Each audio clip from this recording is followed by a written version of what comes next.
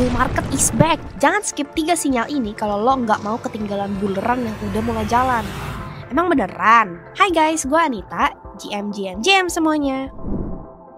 Oke, sekarang kita bahas sentimen pasar dulu ya. Karena yang namanya arah market itu tuh sering banget ditentuin sama pergerakan institusi. Uniknya nih, kali ini yang gas duluan tuh bukan retail kayak biasanya, tapi justru institusi gede. Selama setengah bulan Mei 2025, ETF Bitcoin Spot di Amerika Serikat udah ngumpulin dana lebih dari 4,2 miliar dolar atau setara dengan 66 triliun rupiah. Yang paling edan tuh tanggal 2 Mei masuk 675 juta dolar alias 11 triliun dalam satu hari. Gila gak sih? Itu tuh salah satu yang paling gede sejak 2024. Dan sekarang total duit yang lagi dipegang semua ETF Bitcoin Spot itu udah nyampe 122 miliar atau senilai 2 kuadriliun rupiah. Nah ini tuh jadi sinyal kuat kalau institusi besar makin yakin sama Bitcoin. Dan ini penting banget nih, karena biasanya retail tuh baru mau masuk setelah institusi itu selesai akumulasi. Sekarang kita geser dikit keluar dunia kripto ya, soalnya kondisi ekonomi global tuh juga berpengaruh nih. Dan memang lagi berantakan. Moody's alias lembaga yang suka ngasih nilai kredit ke negara-negara, atau mungkin yang lebih akrab disebut sebagai Moody's Investor Service, baru aja nurunin rating Amerika Serikat dari AAA ke AA1. Nah, apa tuh AAA? AAA itu tuh kayak nilai sempurna yang artinya tuh perekonomian negara tersebut tuh aman dan sudah terpercaya. Tapi AS tuh rankingnya turun nih, jadi AA1 gara-gara utang mereka tuh udah gila-gilaan. Nyampe ke angka 36 triliun dolar alias sekitar 590 kuadriliun rupiah. Kalau rating ini turun, artinya investor tuh bakal mikir 2 kali buat minjemin duit ke pemerintah AS karena dianggap makin berisiko. Ya ibaratnya lu punya temen tapi utang dia udah banyak, jadi lu mager kan ngutangin dia lagi. Nah di saat yang sama, hubungan dagang antara Amerika dan Tiongkok tuh makin tegang nih. Pemerintah AS tuh menaikkan tarif impor buat barang-barang dari Tiongkok. Imbasnya apa? Biaya impor naik, harga bahan baku mahal, proses produksi makin ribet, dan inflasi diprediksi bakal naik lagi.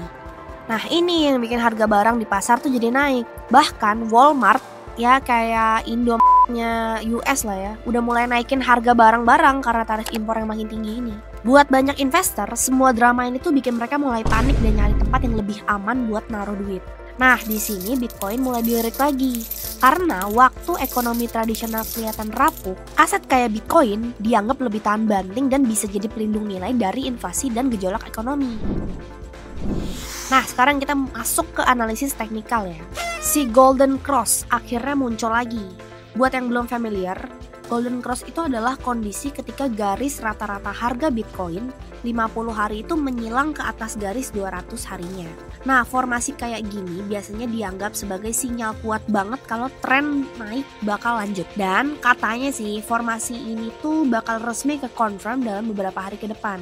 Yang bikin tambah menarik, pola kayak gini tuh juga pernah kejadian di 2024 kemarin. Jadi waktu itu tuh Bitcoin naik dari 70.000 US ke 100.000 US cuma dalam waktu 2 bulan gara-gara formasi Golden Cross ini. Tapi lucunya sebelum Golden Cross ini muncul, sempat ada Death Cross yang katanya sinyal bearish. Padahal cuman prank. Banyak yang malah salah ambil posisi dan kejebak karena pesimis duluan. Nah sekarang polanya tuh keulang lagi. Makin banyak yang yakin dan percaya kalau buluran kali ini tuh bisa beneran kejadian. Nah selain dari sisi teknikal yang nunjukin sinyal bullish kayak Golden Cross tadi, pergerakan di market juga makin ngasih clue kalau buluran beneran makin dekat. Kalau kita lihat dari heat map di exchange besar, minat beli Bitcoin tuh makin tebel, apalagi di area sekitar 100.000 dolar. Artinya apa? Banyak banget trader yang udah siap beli kalau harganya tuh koreksi dikit. Mereka udah pasang order dari sekarang. Dan yang lebih menarik, di Coinbase sempat muncul yang namanya premium dibanding exchange lain. Ini tuh artinya permintaan dari investor US tuh lagi tinggi banget. Ini sih nggak penting sih, karena biasanya kondisi kayak gini tuh muncul pas pasar lagi akumulasi, bukan pas harga udah naik tinggi. Jadi bayarnya tuh makin agresif dan itu jarang terjadi di ujung tren turun.